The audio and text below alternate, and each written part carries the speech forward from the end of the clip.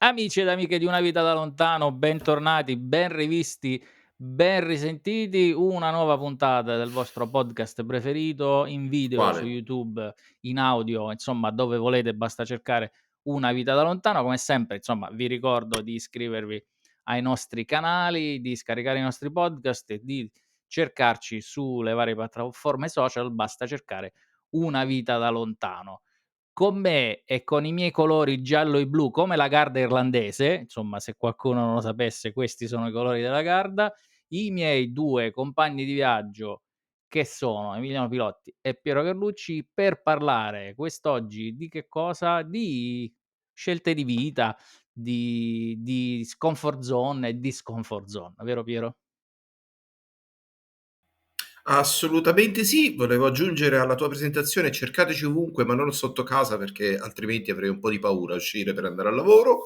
Detta questa informazione fondamentale e soprattutto aggiunta la battuta che non può mancare, ovvero ma tu guarda che bei colori che hai dietro di te, mi taccio e senza tema do il via alla sigla.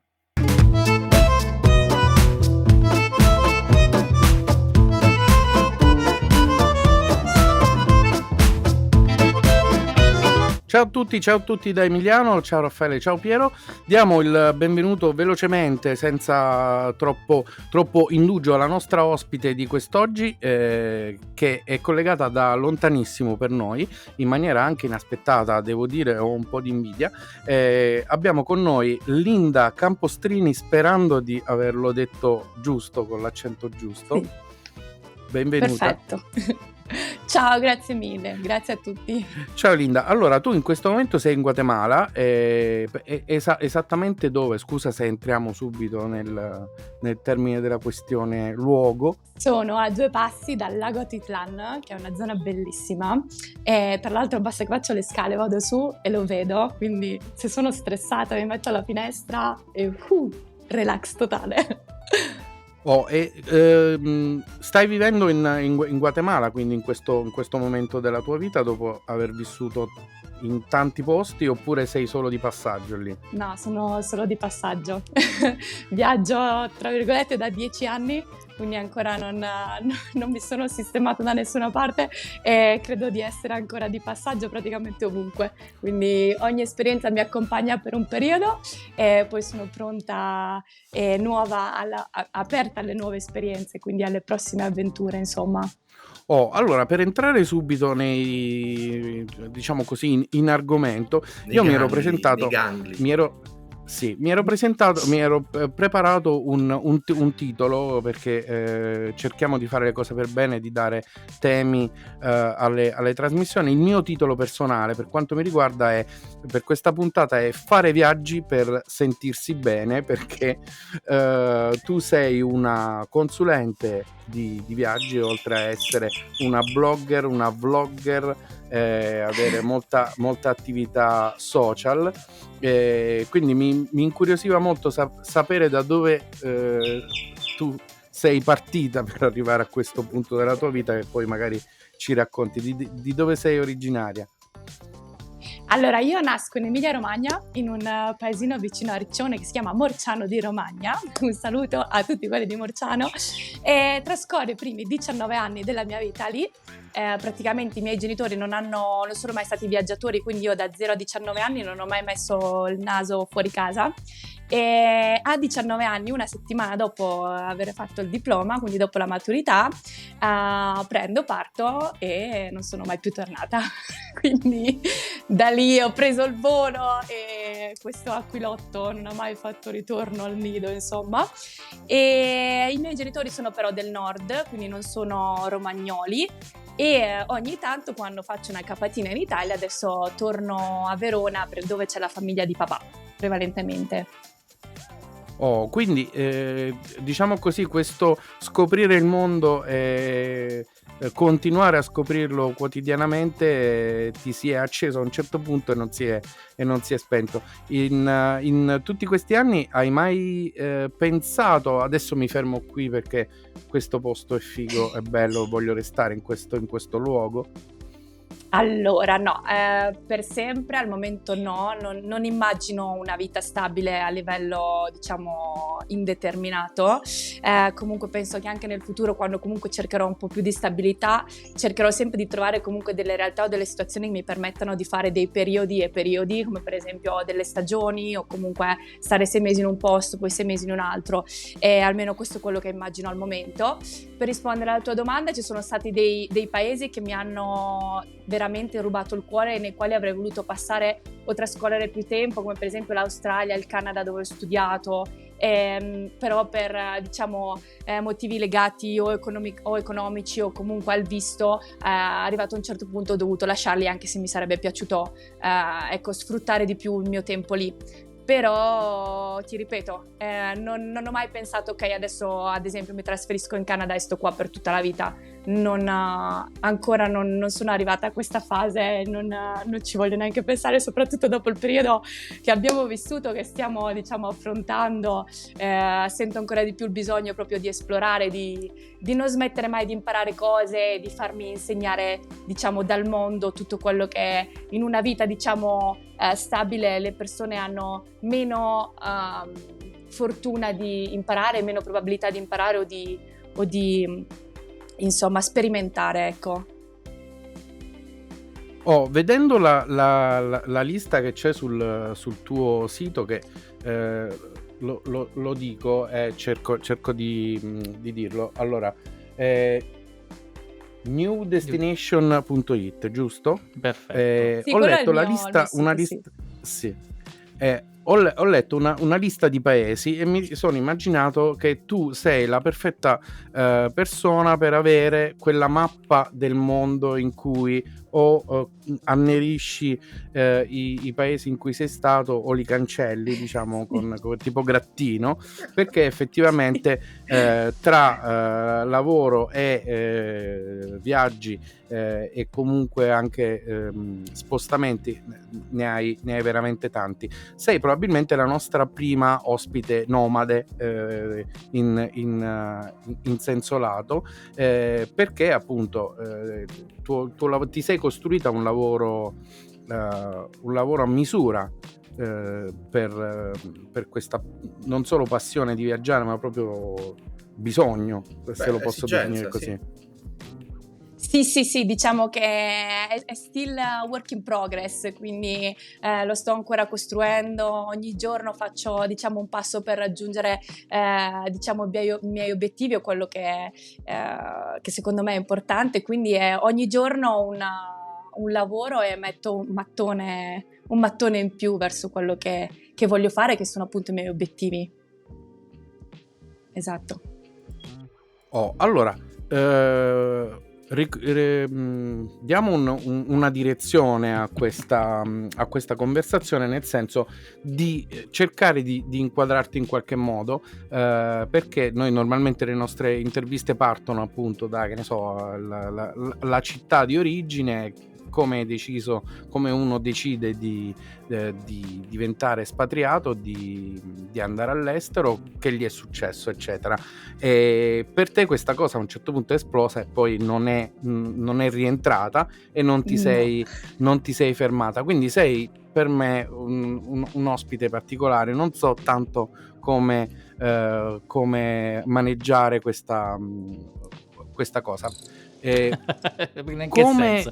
Come ci si muove?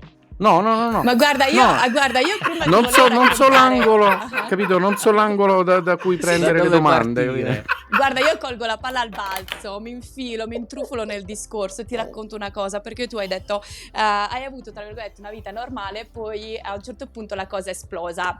Io ti dico che per me fa straridere, perché quando io ci penso, io penso veramente di avere proprio il gene nomade dentro di me, che poi non so se siete a conoscenza, è il gene Wanderlust, che deriva dal tedesco. Sì. Praticamente gli scienziati hanno trovato questo gene che pensano italiano sia legato ai popoli nomadi e dicono che le persone che viaggiano hanno gene Wanderlust. E quindi io, proprio attaccandomi a questo discorso, ti dico che quando ero piccolina, cioè io ce l'ho sempre avuta questa esigenza, questa voglia di esplorare, perché innanzitutto alla tele non guardavo i cartoni, io guardavo solamente documentari di viaggi. Io mi ricordo quando ero piccolissima, tipo facevo l'asilo, avevo visto tipo delle immagini del Grand Canyon e dentro di me dicevo io devo andare lì, cioè io all'asilo dicevo voglio andare lì.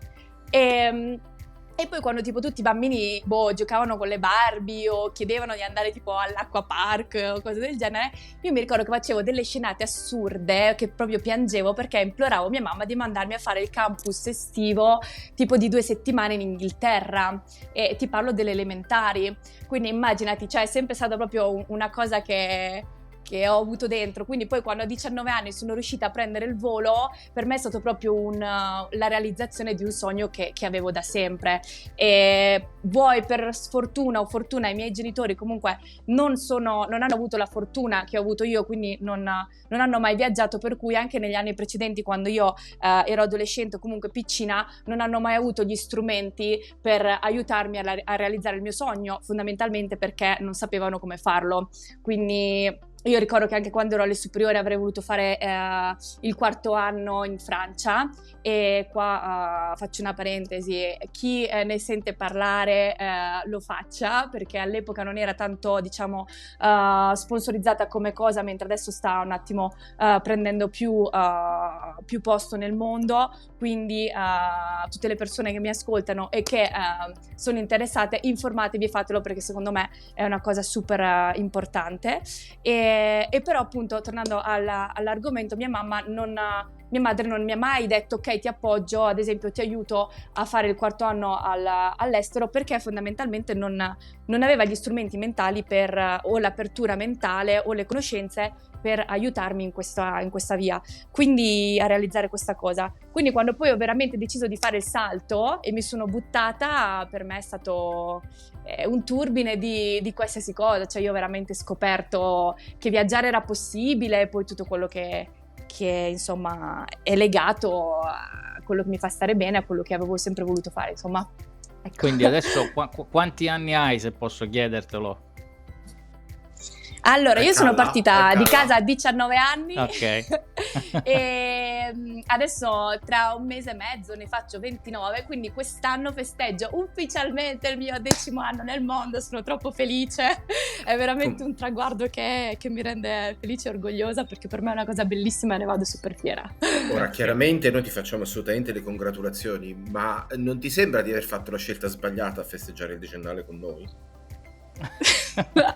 No, perché comunque è a luglio il compleanno. Ok, fatto bene. Non mio, ma la decade nel mondo sarà a luglio, perché è quando ho dato la maturità. Però il mio compleanno è ad aprile, sono un piccolo ariete che non mi ferma nessuno, quindi ecco. Comunque in 10 anni sono felice di confrontarmi con voi. Dicevo, in più 10 o meno anni siamo quanti a paesi? 54, 55, dovrei un attimo rivedere la lista, però più o meno siamo a quella cifra lì. Ovviamente il primo non si scorda mai, e qual è stato?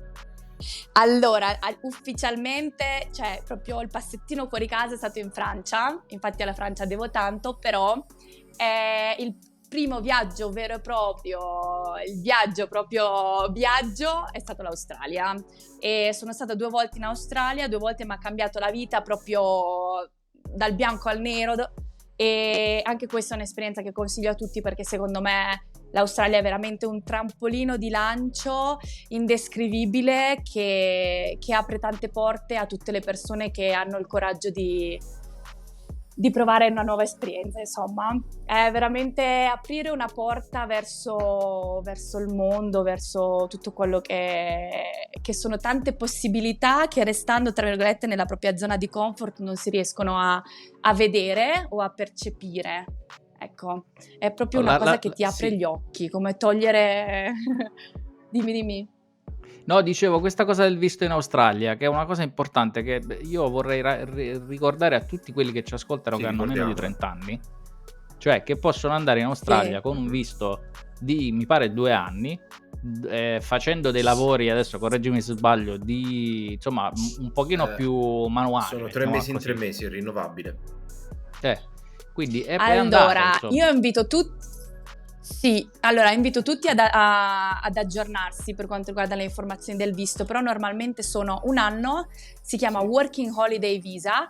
Tra l'altro adesso è il momento perfetto perché l'Australia è stata chiusa per tanto tempo per via delle restrizioni della pandemia, quindi adesso gli australiani veramente hanno bisogno di stranieri e di persone che comunque tornino a fare determinati lavori o comunque a vivere in Australia, per cui è proprio il momento giusto per cogliere la palla al balzo e andare in Australia. Mai lo è stato come adesso. Il visto dura un anno ufficialmente. In questo anno ci sono delle clausole, ossia fare dei lavori sociali utili, come possono essere ad esempio le farm. Bisogna almeno fare 3 mesi di farm, 88 giorni, e ci si deve fare rilasciare dei documenti e dopo si può appunto fare l'application per richiedere il secondo Working Holiday Visa, ossia il secondo anno in Australia. E se non erro, credo che oggi si possa applicare anche per il terzo anno, ma non vorrei dire una sciocchezza, quindi bisogna comunque verificare attualmente quali sono le condizioni, però in linea di massima sono queste. Ok, questo è interessante. C'hai anche i parenti in Australia, sbagli ste cose, capito? Cioè, allora avete parlato insieme, quindi non ho capito niente. No, Piero, io mi lamentavo con Raffaele che ha anche i parenti in Australia. Ecco, dove sono i parenti australiani? Cose. Allora, mio cognato irlandese è a Melbourne, quindi ok. Perché un pezzo della mia famiglia adesso è irlandese. Sì, una grossa comunità italiana di persone a Melbourne, quindi anche per se c'è qualcuno che ci ascolta che è interessato, non vi preoccupate, perché anche se non parlate inglese arrivate lì, cosa che io non consiglio di fare, però ci saranno tantissimi italiani che vi abbracceranno, vi faranno pasta, caffè, quindi vi faranno sentire a casa, per cui non vi preoccupate. Ecco, invece una cosa mi è venuta in mente, perché leggendo il tuo profilo giustamente salta subito all'occhio che dopo 54 paesi parli fluentemente 4 lingue. Nel momento in cui sei partita, a che livello eri e con che cosa sei partita come strumento?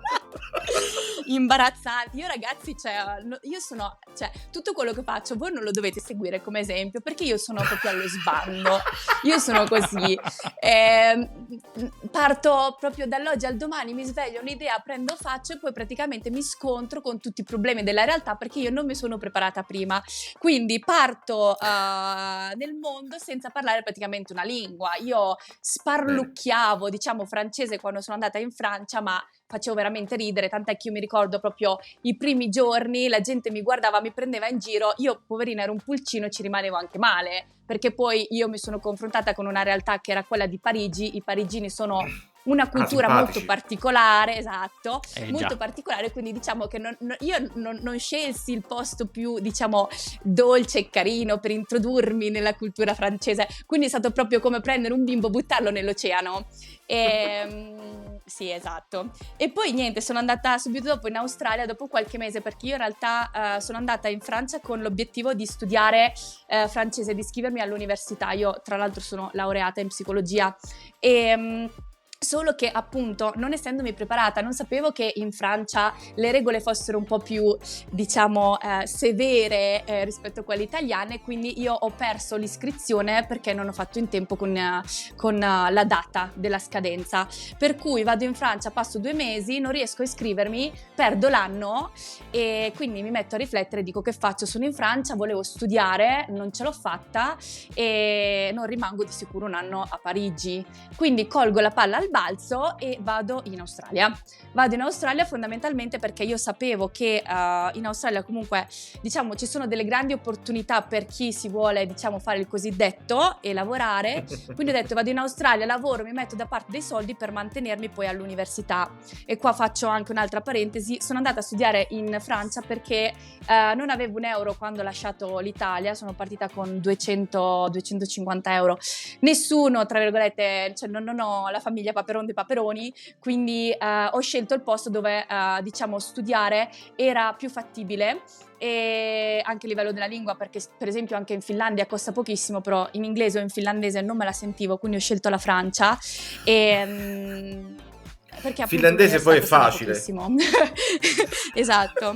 Quindi nulla, scelsi la Francia, non parlavo, mi sono buttata, ho perso l'anno, ho detto vabbè dai, non perdiamoci di morale, vado in Australia a farmi i soldi, i soldoni per mantenermi negli studi, e poi la vita mi ha condotta in tutt'altra direzione. Sono stata un anno, 6 mesi ho lavorato, 6 mesi ho viaggiato, e poi alla fine mi sono iscritta all'università dopo 2 anni, perché quei 2 anni li ho passati a viaggiare, cioè un anno l'ho perso, l'altro anno l'ho passato a viaggiare. Quindi poi veramente dopo l'Australia ho fatto un giretto in Asia e poi sono tornata in Francia, a Parigi, mi sono iscritta all'università e ho fatto il mio percorso universitario sempre viaggiando, perché la Francia ha un sistema universitario molto, scusate il termine, figo, è come un po' come il nostro, diciamo, liceo, l'università dura 7 mesi più o meno, poi chiude e tu o passi l'anno o sei bocciato. Quindi io negli estati ho sempre, diciamo, viaggiato, non ho mai perso tempo. E poi, non felice di quello che stavo facendo, ho fatto l'Erasmus, quindi ho fatto il 3° anno di università in Canada, perché non ero felice di quello che stavo vivendo in Francia, non mi bastava. Quindi ho detto, ma sì, andiamo in Canada. E sono andata in Canada. Ecco, Beh, che è stato tra l'altro l'anno più bello. Purtroppo con questa risposta mi hai fregato ben 2 domande. La cosa è drammatica, perché la prima era se avevi deciso di andare in Australia perché non c'erano parigini, e la seconda se la laurea avevi deciso di prenderla a collage facendo un esame qui, uno lì, e alla fine prendere il titolo è una parte completamente diversa. Però no, mi hai già risposto a entrambe, quindi non ti farò queste 2 intelligentissime domande che spero che non ci sia nessun francese parigino che ci sta ascoltando. Non ti preoccupare, sono 3 anni che li insulto e ancora non ci hanno ucciso, quindi... Comunque io vorrei sottolineare che tutti gli stereotipi dei parigini sono totalmente veri, quindi se ti stai ascoltando sappiate che i parigini sono realmente come vengono descritti, anzi io tra l'altro sono super sociale eccetera, vi giuro ragazzi, io sono stata più di 2 anni in Francia, a Parigi, non ho neanche un amico parigino, zero, vero parigino. Le uniche persone con le quali ho legato sono tutte algerini o algerine, tunisini, proprio 100% parigini no, chissà perché. Boh. Facciamo un appello, parigino, se ci stai ascoltando fatti un esame di coscienza. Ecco, però glielo devi dire in francese, perché parigino potrebbe non parlare in italiano, quindi dite le parisienne. Vabbè, ma quello è troppo difficile, c'è un'espressione, non saprei come dirlo. Non ci fissiamo su questa cosa come dire, di insultare i cugini. No, c'è anzi, tutto il mondo da insultare. Piero spesso lo fa con interi continenti. Io volevo fare una domanda che forse anticipa, diciamo così, temporalmente il tuo racconto. C'è stato un momento specifico in cui tu hai pensato, ok, io sto in giro e non torno più? Proprio c'è stato un momento in cui hai avuto una specie di adesso Emilia, la domanda che devi fare è: c'è un momento in cui non hai pensato sto in giro, non torno più? Pure te? No, adesso per ovvi motivi, diciamo, allora c'è stata una domanda che mi hanno sempre fatto tutti, alla quale io ho sempre riflettuto tantissimo, ossia, ma tu viaggi perché scappi da qualcosa, oppure è vero che i viaggiatori stanno scappando da qualcosa? E io ho sempre, diciamo, fatto una grandissima autoanalisi e mi sono sempre detta no, io non sto scappando da niente, semplicemente è sempre stato un mio desiderio, ho, diciamo, rincorso il mio desiderio e continuo a fare quello che mi fa stare bene. E adesso, dopo la pandemia, il periodo della pandemia eccetera, per la prima volta in vita mia ho detto io sto andando via dall'Italia, perché ho passato 2 o 3 mesi in Italia lo scorso inverno, perché voglio scappare da questa realtà. quindi ahimè sì, lo dico. E quindi oggi più che mai io dico scappo, non torno e non tornerò mai, soprattutto in Italia in questo momento. Però comunque io tendo a sottolineare che non esiste un posto migliore di un altro, e quindi cioè, dipende tutto da come ci sentiamo noi, da quello che cerchiamo, soprattutto da quello che vogliamo, e sono sicura e sottolineo che l'Italia ha tantissimi lati positivi dei quali vado assolutamente fiera. Sì. E oltre ai lati positivi dell'Italia, c'è qualcosa che ti sei sempre portata dietro con te, non solo materiale, anche spirituale o così di un bagaglio personale più profondo in tutte le tue avventure, in tutti i tuoi viaggi, in tutti i tuoi giri? Oddio, in che senso? Riferito all'Italia? Sì, Riferito c'è- sia all'Italia ma anche a qualcosa di te, che ne so, può essere una macchinetta del caffè o un oggetto, ma come anche un'abitudine, una propensione a conoscere persone, la socialità che diciamo sempre è una cosa molto italiana. Beh, allora, quello sì, secondo me il fatto di essere comunque nata, cresciuta e vissuta per 19 anni in Emilia-Romagna mi ha dato una grande spinta e una grande carica per essere, diciamo, socievole, aperta e comunque molto, diciamo, scherzosa con tutti. E quindi sicuramente questa è una delle cose che mi sono sempre portata dietro, che mi porterò sempre dietro. Mentre di cose materiali, guarda, sinceramente no, però mi viene subito in mente, anche se può essere banale, il mio zaino. Cioè tu mi dici sì, sicuramente te lo devi portare dietro perché grazie al cavolo come viaggi, però ti dico, cioè secondo me è proprio un simbolo e per me è tutto il mio zaino, cioè nel mio zaino c'è tutto, la mia casa, e cioè se tipo dovessero perdermelo, comunque non lo so, strapparmelo davanti agli occhi, cioè per me sarebbe come tirarmi una coltellata al cuore, perché per me ha un grande valore simbolico il mio zaino, ecco. Ecco, di una marca Ci sono tanto particolare affezionata. o è Passiamo- uno in generale? C'è un particolare tipo di zaino che consigli, per esempio, ai viaggiatori, a chi viaggia? Oddio, no, allora in questo momento non voglio fare sponsorship, comunque. No, vabbè, in realtà questo sarà una parentesi. Se vogliamo parlare dello zaino, ci risentiamo e parliamo dello zaino, di tutto quello che sono gli accessori, i consigli e tutto quanto per viaggiare. E comunque no, uno in particolare no, ce ne sono tanti, dipende dalle esigenze. Bisognerebbe veramente aprire una parentesi che andrebbe avanti tantissimo tempo, insomma. Comunque io posso dirvi che in questo momento della mia vita, allora, ho sempre viaggiato con un 50-60 litri, che per una donna è quello consigliato. Per la prima volta sono partita in un viaggio a tempo indeterminato, quindi senza biglietto di ritorno, con un 30 litri, e ne vado molto fiera, perché sinceramente mi ero stufata del peso sulle spalle e mi sono detta voglio proprio essere minimalista al 100%, e mi sono comprata 2 o 3 cambi super tecnici, quindi per il freddo, e niente, minimalist, quindi viaggio on the road a tempo indeterminato con uno zaino da 30 litri. A questo punto possiamo dire che finalmente abbiamo fatto il salto generazionale e dalla coperta di Linus siamo arrivati allo zaino di Linda. Sì, dove tra l'altro dentro c'è pure l'amaca, l'accessorio per eccellenza. Sì. A questo punto, no, te lo dico, sei già invitata per una seconda puntata che sarà monotematica solo sullo zaino, perché qui mi hai proprio risvegliato la curiosità più profonda. Sì, mi piace questa seconda puntata assolutamente. Siamo arrivati a metà della nostra puntata, quindi insomma sta andando velocissima e insomma ci stiamo divertendo e ci piace molto. unavitadalontano.com, cercate Una Vita Lontano, iscrivetevi al nostro canale YouTube, scaricate i nostri podcast e andate sul nostro Patreon, basta cercare Una Vita da Lontano. Invece se volete sapere insomma di Linda, su Instagram cercate roselilly_Wanderlost, abbiamo detto prima che cos'era Wanderlost, e poi newdestination.it, che è il sito di Linda dove trovate tutte le altre informazioni, e poi vedo che sei anche su Instagram, su LinkedIn e su Facebook, insomma, Sì? quindi è facile Sì. trovarti, insomma, giusto?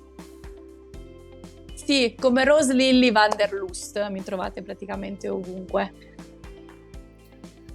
Beh, a questo punto una domanda però te la devo fare, ma come mai una persona così giovane di mentalità aperta è su Facebook?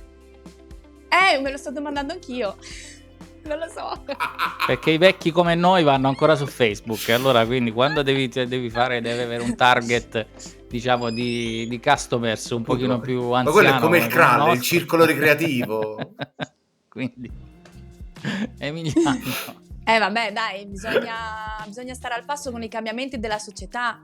Quindi all'inizio c'era Facebook, adesso ci stiamo spingendo verso altri social, insomma. Certo. Con i social, con le comunicazioni che Oddio. permette l'oggi. No, il mondo è molto più piccolo rispetto a prima, però sicuramente girando ti saranno capitate delle disavventure, delle situazioni in cui magari ti sei sentita un po' in difficoltà o un po' a disagio. Ce n'è una in particolare che ci puoi raccontare per far capire che questo modo di viaggiare insomma va preso sempre con cautela e con attenzione?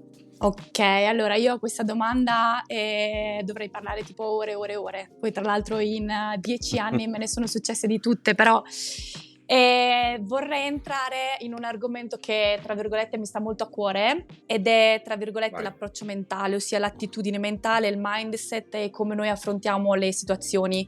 Questo per me è molto importante perché secondo me ha fatto sempre la differenza in tutto quello che è stato tutta quella che è stata la mia esperienza nel mondo, e di esperienze brutte, vere e proprie. Io, vi dico la più sincera verità, non me ne sono mai successe. Mi sono successe delle situazioni, diciamo, sgradevoli, ma non a livello personale, a livello proprio pratico, tipo con aeroporti. Per esempio a Singapore sono stata accusata di essere una narcotrafficante di droga, quindi diciamo ci sono state situazioni che mi hanno messa proprio in seria Beh, sì, sgradevole in difficoltà. effetti. Capito, mi hanno messo in difficoltà, però a livello proprio personale o comunque i problemi, diciamo, che subito vengono in mente alle persone quando si fanno queste domande non mi sono mai successi, ma semplicemente perché io sono profondamente convinta del fatto che con il nostro approccio noi cambiamo cambiamo la realtà e creiamo le situazioni stesse. Quindi il mio modo di fare, diciamo, mi ha sempre portata ad avere incontri o comunque scambi personali super positivi, e qua tendo appunto a sottolineare il fatto che siamo tutte persone diverse e che la stessa situazione che sta accadendo in questo preciso istante può essere letta dai miei occhi come una situazione piacevole e può essere letta dagli occhi di un'altra persona che vede la stessa situazione come una situazione pericolosa oppure brutta. Quindi io tendo a sottolineare il fatto che no, non mi è mai successo niente di male, semplicemente per il fatto che io scelgo di vivere, di interpretare e di leggere la realtà in una maniera molto positiva, e il mio modo di comportarmi penso che faccia in modo che la realtà poi mi rifletta quello che io penso, quello che io sento dentro. Quindi anche per esempio io sono 6-7 anni ormai che mi muovo praticamente ovunque in autostop, non mi è mai successo niente, zero proprio, e sono convinta del fatto che magari una persona che anche potrebbe essere lontanamente intenzionata a fare qualcosa di male, poi relazionandosi con me, vedendo che tipo di persona sono, come io mi comporto, cambia idea e sceglie, tra virgolette, di diventare mia amica o di fare un'azione a favore piuttosto che una a sfavore nei miei confronti, insomma. Ecco, non so cosa ne pensate, però. Un'esperienza? No, vabbè, ma questo è hai tradotto benissimo, parliamoci sopra sempre, no? Di continuo. Dai, un altro che si inserisce, chiamiamone uno a caso da fuori che Allora, è il lag, non è colpa nostra. Hai tradotto in un linguaggio altamente comprensibile quella che è la poetica fondamentale di Coelho, che se tu lo vuoi davvero l'universo cospira perché Madonna, io amo quello, proprio accadano come adoro. vuoi. Beh, certo. Sì. Sì. Sì. Grande fonte di ispirazione, tanta stima. Sì. Per Io questa invece volevo chiederti a questo punto l'esatto opposto, cioè se c'è un'esperienza che ricordi che spicca tra le altre, che ti è capitata, una cosa appunto inusuale, bella, che capita. Gli estremi, ti ho chiesto il peggio Sì. e adesso ti chiedo il meglio, no? Oddio, in realtà di cose belle me ne sono successe un sacco, me ne succedono tutti i giorni, tra l'altro, cioè io vi racconterei veramente il mondo di cose belle perché wow, cioè la vita mi fa regali tutti i giorni. E ce ne sono due che voglio raccontare, una vecchia e una attuale, cioè che mi è successa proprio in questi giorni e sono veramente tanto grata. Quella vecchia è stata una delle esperienze che io ricordo, diciamo, come più scioccanti a livello positivo, perché io poi ero piccolina all'epoca, per me è stato veramente un vivere, tra virgolette, un sogno, perché mi trovavo a Chicago e stavo facendo couchsurfing. Per chi non sa cosa sia, couchsurfing è semplicemente una piattaforma che connette i viaggiatori, una piattaforma online, e ti permette di essere ospitato oppure di ospitare in maniera totalmente gratuita le persone iscritte nell'app, ed è fondamentalmente molto molto affidabile perché ogni profilo ha delle referenze che non si possono cancellare, quindi ovviamente tu quando decidi di andare a casa di una persona o di ospitare qualcuno vai a vedere il suo profilo, e se questa persona ha 15 referenze positive, così come possono essere 200, non vedo perché ci debbano essere motivi che questa persona faccia qualcosa di male o si comporti in maniera negativa. Detto ciò, arrivo a Chicago, mi viene ad accogliere un ragazzo con una super macchinona, io poi di famiglia molto umile, già lì per me tipo vivere un sogno, arrivare in America, così erano le mie prime esperienze in America. Mi porta a casa sua, tipo Reggia, nel centro di Chicago. Io non mi aspettavo nulla del genere perché comunque couchsurfing alla base sono cose umili, non vai nell'hotel a 5 stelle, couchsurfing vuol dire fare surf nel divano, quindi fondamentalmente le persone ti ospitano nel divano di casa, poi ti possono dare anche appunto una reggia, però fondamentalmente le tue aspettative sono molto terra. Quindi arrivo a casa sua, entro e vedo ovunque cose tipo dei Chicago Bulls e niente, vabbè, lui mi fa: guarda, io normalmente uso questa parte della casa per fare Airbnb, però adesso ci puoi stare te, quindi io praticamente avevo tutto il piano terreno con cucina, bagno privato per me. Mi fa: quando sei pronta vieni su che sono in terrazza, aveva tipo l'attico con la jacuzzi sulla, vabbè, dettagli dettagli proprio. Niente, io faccio le mie cose così, no? Tipo wow, che figata, cioè welcome to United States proprio, no? E quindi niente, poi vado su, ci parlo, lui mi fa: guarda, io comunque sono la Benny dei Chicago Bulls. E io fui lì: wow, che figata, non ho mai visto queste cose, in Italia non ci sono, per noi sono veramente cose tipo vedere alla tele, così, no? Vivere proprio esperienze totalmente diverse da quello che viviamo noi in Italia.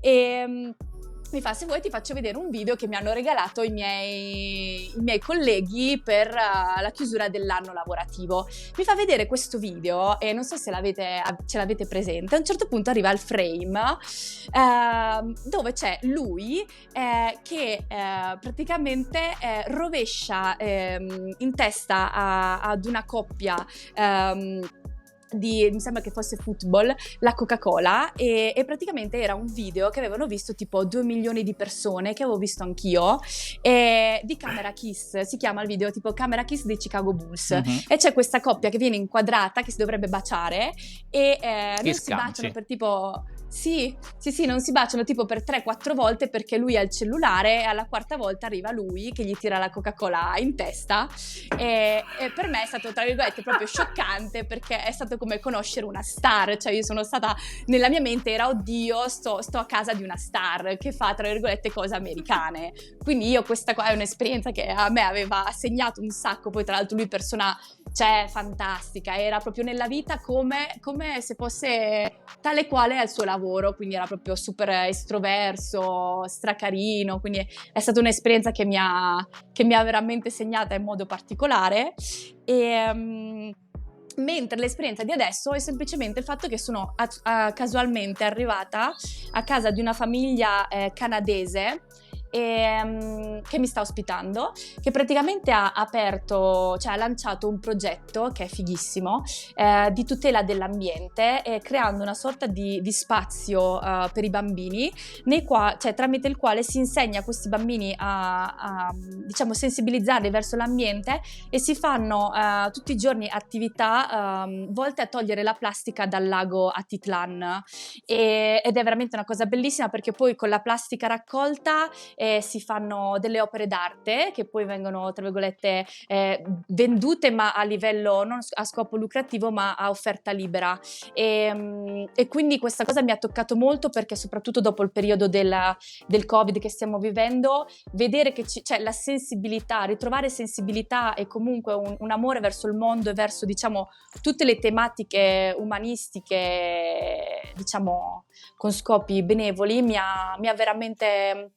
È stata una grande sorpresa che mi ha fatto la vita, e sono veramente tanto contenta di poter fare parte di questo progetto, di parlarne e di appunto cogliere tutto quello che questa famiglia ha di speciale da darmi, da insegnare, perché sono veramente un esempio. Tra l'altro hanno 5 figli, sono venuti in Canada, dal Canada sono venuti qua in Guatemala 6-7 mesi fa, no, forse 9 mesi fa, e poi il progetto è nato 6 mesi fa, senza sapere dove andare, semplicemente sono arrivati coi bimbi, hanno iniziato a bussare porta per porta finché non hanno trovato un posto, e per me sono veramente ogni giorno una fonte di ispirazione quotidiana, ed è veramente un grandissimo regalo per me, che sto apprezzando tanto. Come si chiama questo progetto? Così magari poi lo mettiamo nei crediti, e magari facciamo per chi ci guarda su YouTube, mettiamo il videuccio. Sì, io vi invito ad andare a vedere le mie storie su Instagram in evidenza, e tutto è raccolto in una cartella che si chiama Plasticless, e dico questo semplicemente per il fatto che hanno 2 nomi, uno in inglese e uno in spagnolo, quindi magari ci potrebbero essere degli errori di battitura o cose del genere, quindi andate a vedere le mie storie in evidenza, lì trovate tutto, link, nome della famiglia, nome del sito, qualsiasi informazione possibile, e potete anche supportare, se volete, il progetto in maniera del tutto quello che vi sentite, insomma, e potete anche venire a fare volontariato se volete come sto facendo io, quindi è veramente che è una cosa molto molto interessante.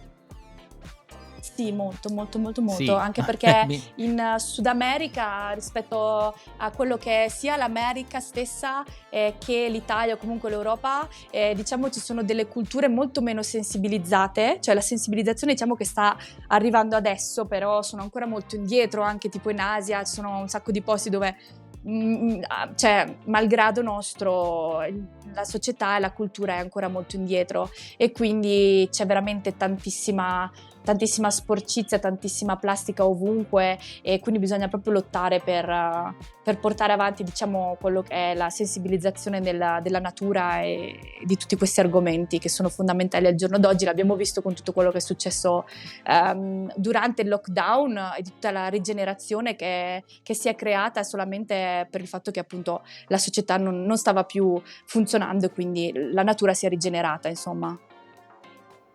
Assolutamente. Senti, invece... Sì. Vai. Piero, vai, tranquillo. Per disperi. No, vai tu.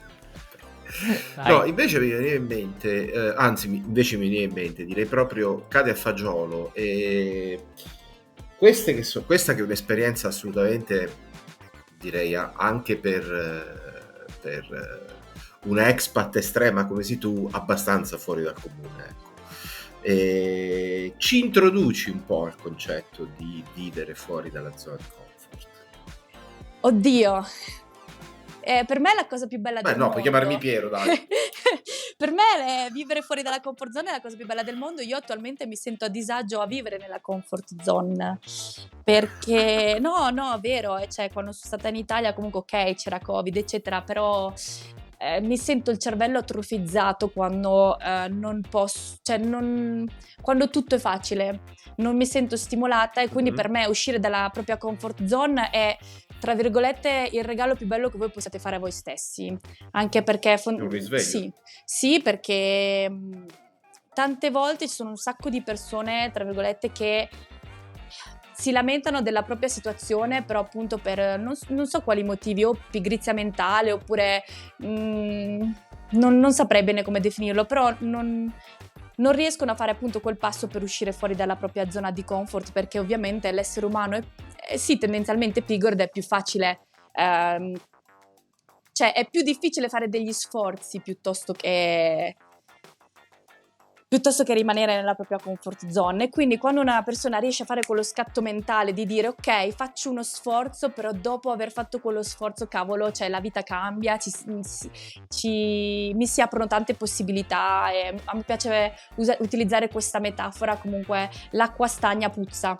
Quindi mi piace che, tra virgolette, le persone immaginino di essere come un fiume che scorre, e scorrendo appunto incontrano tante cioè si può incontrare tante nuove possibilità e tante nuove occasioni. Quindi appunto tengo a precisare a tutte le persone che magari vorrebbero ma non riescono, che è molto più difficile pensare di fare quel passo piuttosto che farlo veramente, perché poi quando ci si butta è veramente strafacile, ci si rende conto che era molto più difficile immaginarlo. Si ha un po' sempre paura dell'ignoto. L'ignoto è una cosa che spaventa l'essere umano, ma in realtà è una cosa che ci fa del bene, e poi tutto viene da sé, cioè life is now, ed è veramente una cosa in cui credo tantissimo, e vivere nel passato o comunque nella paura del futuro, di quello che può succedere o che potrebbe succedere, secondo me è la cosa più sbagliata, perché l'unica concretezza che abbiamo è l'istante stesso, e l'istante stesso non può che andare bene, insomma, anche perché poi abbiamo questo istinto di sopravvivenza innato che finché non sperimentiamo non sappiamo, ma in realtà l'uomo è nato per sopravvivere, per cavarsela, per appunto sapere affrontare tutte le situazioni, perché alla fine è così, no? L'istinto è una cosa che noi abbiamo dentro senza volerla, quindi una volta che si decide di fare una determinata situazione, poi alla fine la si fa. Cioè, o la fai, quindi poi tutto viene da sé ed è super facile. Basta prendere quel biglietto. Basta prendere quel biglietto, cogliere la palla al balzo, e basta fare quel primo passo che, ripeto, risulta tanto difficile, ma invece non è difficile per niente.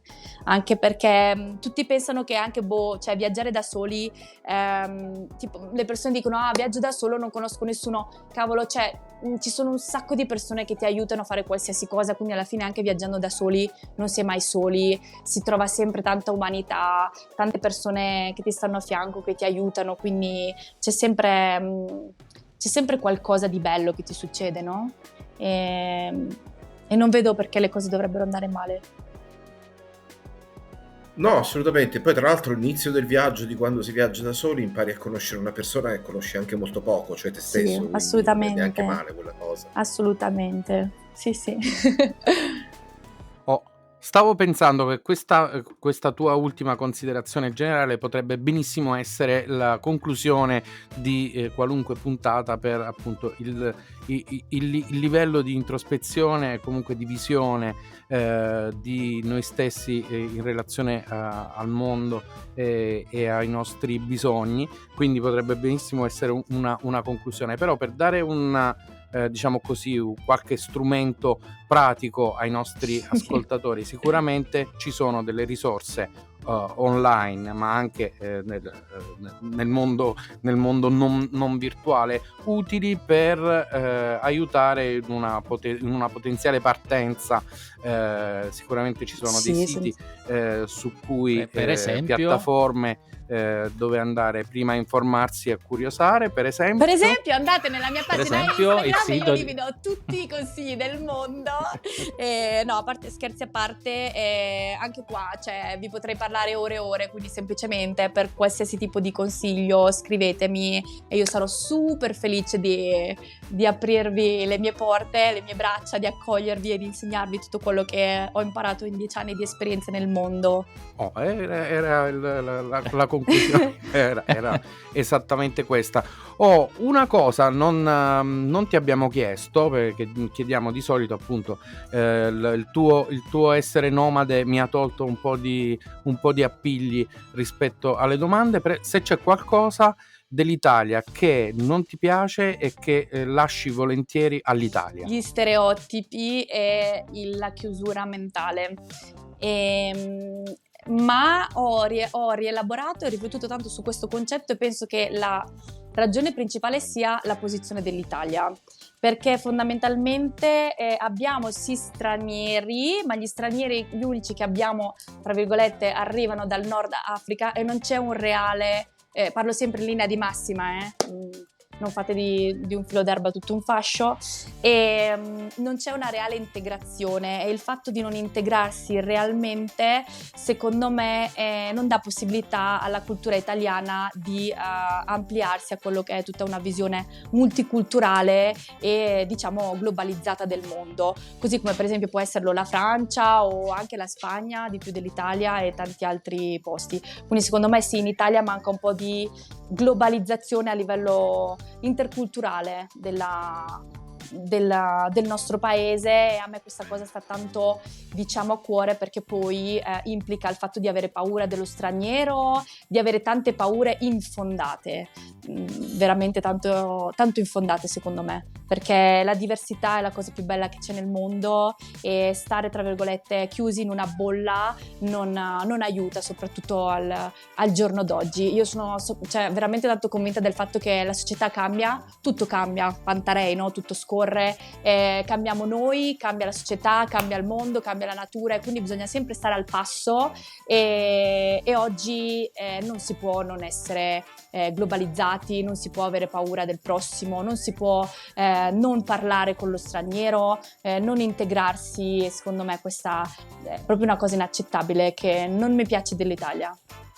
Dunque, in pochi minuti abbiamo toccato il Pantarei di Eraclito, Paulo Coelho, e abbiamo passato anche per il fare o non fare, non c'è provare del maestro Yoda. Io sono commosso, questa è una puntata che ricorderò per sempre.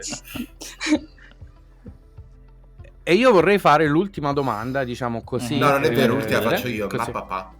Va bene, Ok, allora le voglio ultime fare due. assolutamente la penultima domanda, no, non me la togliete, assolutamente. Linda, prima di dell'inizio di questa trasmissione, di questa specie di intervista, ti immaginavi una domanda che seria? noi poi in realtà non ti abbiamo fatto? Oddio sì, me ne Perché immaginavo Barzullo. una, ma non la voglio Hai dire pensato- perché poi me la chiedete e non voglio rispondere. Ah, ok. Sappi che sarà il tema secondo No. della seconda puntata. Allora vi dico il tema, ma non me la Sì. fate perché tanto non risponderò. Ovviamente come gestisco le relazioni sentimentali, se sono single e tutte le cose, o fidanzata. Ma sai che l'avevo pensata? Esatto, infatti dicevo wow, ancora non me l'hanno chiesta, fortuna. E basta. Ma no, perché per noi Per me ormai non c'è siamo più tempo di anziani, quindi parlarne, abbiamo imparato a quindi- sorvolare. Esatto. Non Sì, sì, siamo così piacioni su queste cose. non ti Siamo preoccupare. arrivati alla pace ai sensi, per cui consideriamo che anche gli altri possono aver raggiunto Comunque questo- dai, bello questo perché mi traguardo. avete fatto domande abbastanza non banali. Di solito diciamo che ricevo sempre le 3-4 solite domande, quindi è stato comunque uno scambio piacevole e stimolante, insomma. Ecco, ed è tutto questo perché ancora non hai sentito la mia ultima Dai. domanda, e visto che in questo podcast io sostanzialmente ho due funzioni, cioè quella di di mantenere la serietà a livelli indecorosamente bassi, e la seconda è quella di ritornare al terra-terra, per cui al Al mangiare. mangiare. Su 54 Italia, paesi, Italia. quali sono i piatti più buoni che No, hai provato? Italia tutta la vita. No, aspetta, no, va buona, sta scherzando. Se nell'area dell'America il ceviche è una cosa che semplicemente No, strepitosa. il cibo italiano Certo, non è quello peruviano è meglio degli imbattibile, altri, e però. su questo non si discute. Cioè, Italia tutta la vita, appunto. Ok. Sono di parte. Se domani ti proibissero di mangiare italiano, quale piatto sceglieresti? Aiuto, farei No, ma devi dire digiuno. uno farei straniero. digiuno. Vabbè, dai. Dai, allora vi dico proprio Bene, una va cosa bene, così che quindi mi viene in mente, perché è una cosa strana che magari non conoscono tutti, e cioè cavolo, se sono lì affamata in fin di morte che non mi date un piatto italiano, allora io sapete che cosa mi mangio? La poutine québécoise. Cioè, madonna. Che Se sarebbero non le sapete patatine cos'è. con Ricetta del tutto Quebec, sopra. quindi. le patate patatine con tutto fritte sopra, praticamente. fatte in un determinato modo con una salsa, ragazzi, spaziale, che se lo prendete in un ristorante fatto per bene, cioè altro che la lasagna della nonna, quello proprio ciao, cioè, poi tra l'altro sono proprio specializzati, non è che c'è solo una salsa, è un po' come la pasta asciutta italiana, no? Che la puoi trovare in tutte, tra virgolette, le salse del mondo, anche la poutine la puoi trovare in tutte le salse del mondo ed è proprio, passatemi il termine, un orgasmo culinario. Quindi andate in Canada e la prima cosa che fate Com'è? è mangiare il poutine. Sì, dico andate Sì. in Canada e poi la prima cosa che fate è mangiare il poutine appena scendete dall'aeroplano. Mamma mia, non ve ne pentirete, ragazzi. Scusate, ma essendo di scuola South Park, se vado in Canada la prima cosa che faccio è dichiaro loro guerra, però... Ecco. No, Va allora bene. volevo dire che come gira che ti rigira, alla fine abbiamo inserito il cibo anche in questa puntata. Mi perché pagate noi siamo per questo? abruzzesi e ovviamente pensiamo sempre a Magnà. Siamo arrivati sostanzialmente alla conclusione. Io sono il primo a fare i saluti e a farti i ringraziamenti, Linda, di essere stata con noi in questa 72esima puntata Wow. complessiva. Sei la nostra 71esima ospite. Questa è la 15esima puntata della terza stagione. Andate a vedere tutte le liste di tutte le cose vecchie che Raffaele vi dirà dove trovare. È stato veramente un piacere parlare con te e conoscerti. È stato un Grazie piacere mille. per me, grazie a voi del vostro tempo e di questa opportunità. Avanti un altro. Piero. No. Fede.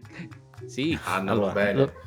dove ci sentiamo la Stasera prossima proprio volta, stai sfasato Piero? in tutto e per tutto, va bene. Siamo un po' fuori sync, Sì, dai, sì, allora. sentiamo come sempre sempre leggermente. Dai, Sento un ci sentiamo di nuovo dalle parti di giovedì prossimo. Voi presentatevi se non avete premuto la campanella, è quello che vi tocca fare, tornare su YouTube ogni volta per vedere quando esce. Invece così più o meno giovedì prossimo con una nuova storia, un nuovo ospite, un nuovo orizzonte da esplorare che probabilmente sarà più ristretto di quelli di Linda, ma comunque altrettanto Esatto. interessante. Grazie mille Linda, ancora Grazie a una volta. voi, un bacio a tutti e buona vita! Allora, se volete cercare Linda, cercatela con roselily_wanderlost su Facebook, su Instagram e ovviamente cercate Su Linda Instagram, che non Campostrilli uso su, Facebook. link. È per i vecchi! Per i vecchi. Quindi Roslilli cercatela su Vanderlust Instagram, il su sito invece si Instagram. chiama il sito invece si chiama newdestination.it invece e poi ovviamente trovate tutti i link, le descrizioni, le cose di cui abbiamo parlato nella descrizione del video, nella descrizione del podcast. Invece noi ci trovate a unavitadalontano.com oppure cercando Una vita da lontano un po' ovunque, con un finale un po' sfalsato e un po' sgambettante. Noi ci sentiamo la prossima volta, è stato un piacere come sempre, ciao! Ciao! Ciao.